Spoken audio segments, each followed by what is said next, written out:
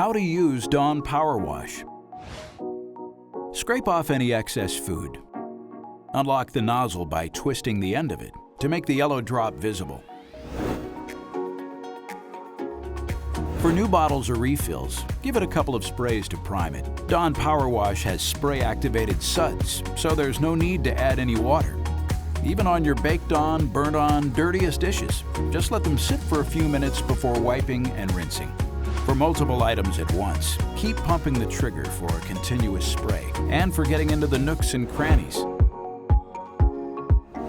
Lightly soiled dishes can be done immediately with an easy wipe. For those baked on, burnt on pans and crock pots, let the spray-activated suds sit for a few minutes, then simply wipe away the grease.